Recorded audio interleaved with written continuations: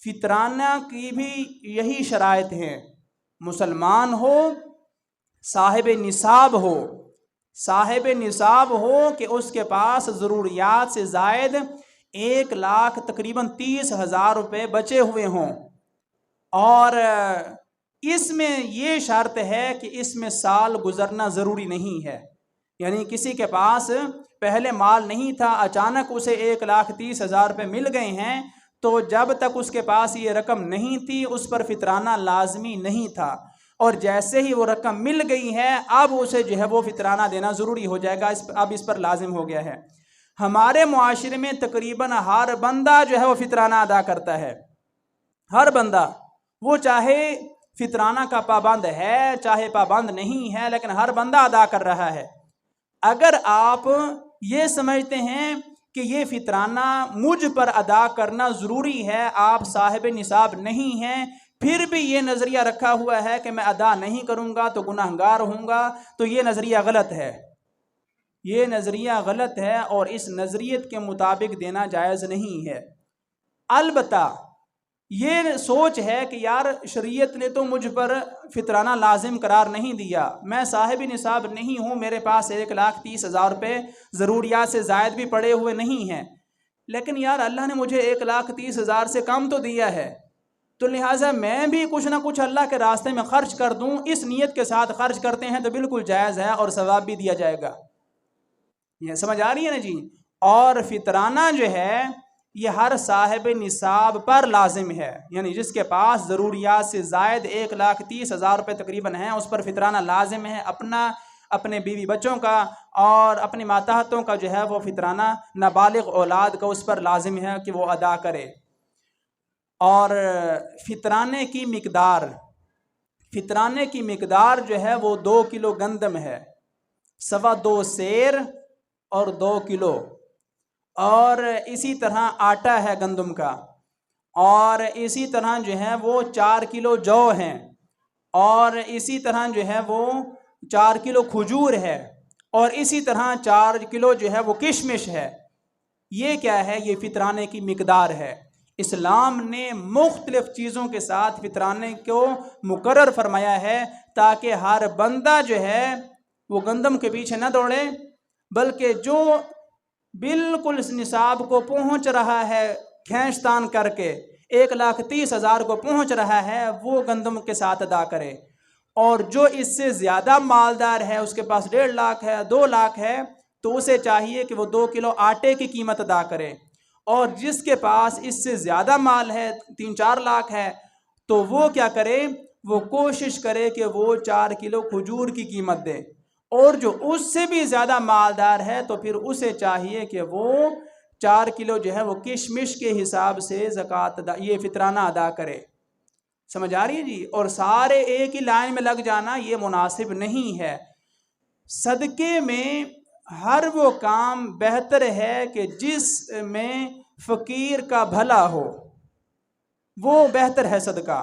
مثال کے طور پر فقیر کی ضرورت کو پیش نظر رکھا جائے گا، فقیر نے سال کے دانے لے لیے ہیں، گندم اس کے پاس پڑی ہوئی ہے، لیکن ہم پہنچ گئے ہیں جناب 2 کلو گندم ہے، یہ ہماری طرف سے فطرانہ ہے، ادا ہو جائے گا لیکن ثواب زیادہ نہیں ملے گا۔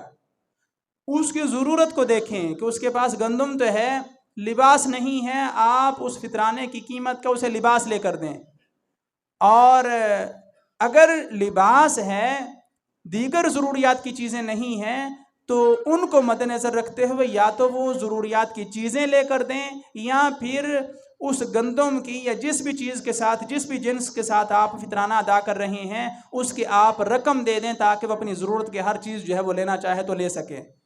یہ افضل طریقہ ہے، اور ہر دکاندار پر تقریباً زکوٰۃ فرض ہے، زکوٰۃ ادا کریں۔ جس کے پاس بھی 1,30,000 کا مال سامان تجارت پڑا ہوا ہے اس پر زکوٰۃ فرض ہے۔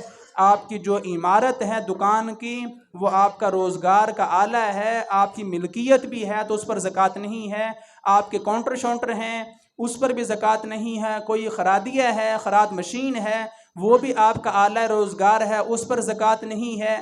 اور اس کے علاوہ جو بھی چیز آلہ روزگار ہے اس پر زکوٰۃ نہیں ہے۔ البتہ جو سامان تجارت ہے اس کو آپ قیمت بنائیں گے اور اس کا 2.5% جو ہے وہ آپ ادا کریں گے۔ سمجھ آ گئی ہے؟ زکوٰۃ میں شرط یہ ہے کہ نصاب جو ہے وہ اس پر 1 سال کی مدت گزر چکی ہو۔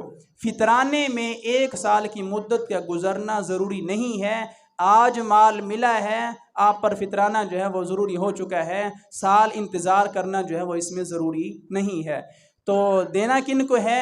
فقیر ہے جو صاحب نصاب نہیں ہے لیکن مال اس کے پاس ہے، یا مسکین ہے کہ جس کے پاس کچھ بھی نہیں ہے، نصاب سے کم بھی اس کے پاس نہیں ہے، اسے بھی دینا جائز ہے۔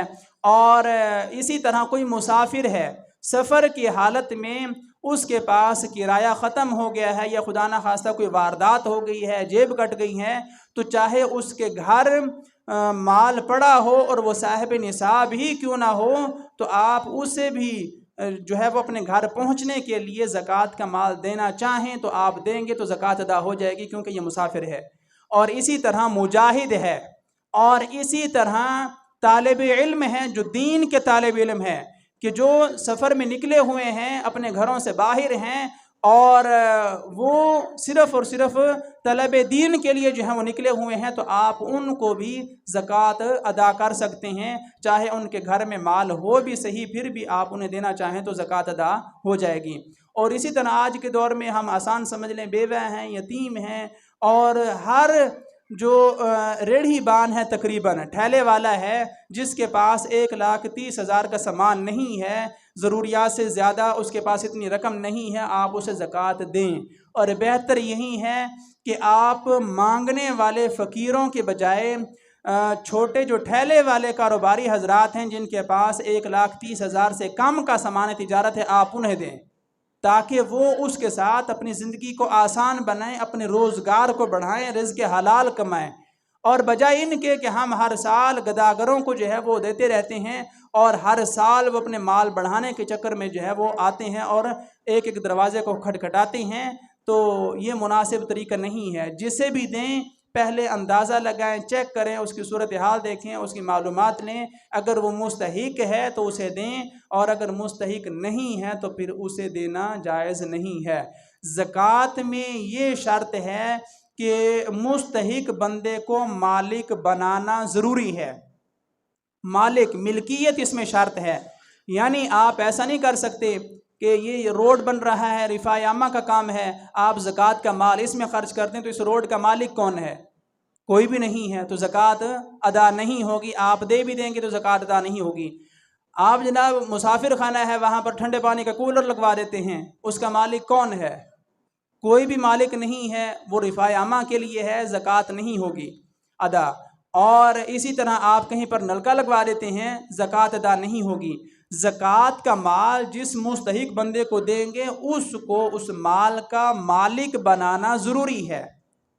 اور اگر آپ چاہتے ہیں کہ ہم اپنے زکوٰۃ کے مال کے ساتھ رفاع عامہ کے کام بھی کر سکیں، اس کا طریقہ کیا ہے؟ مستحق بندہ تلاش کریں، اسے زکوٰۃ کی رقم دیں، اور پھر اسے کہیں کہ یار اگر آپ چاہیں تو آپ رفاع عامہ کے طور پر، خدمت خلق کے طور پر یہاں پر ٹھنڈے پانی کا کولر لگوا دیں، یہ ملکیت آپ کی ہوگی، پیتے جو ہے وہ لوگ پانی رہیں گے، ثواب آپ کو بھی ملتا رہے گا، مجھے بھی ملتا رہے گا۔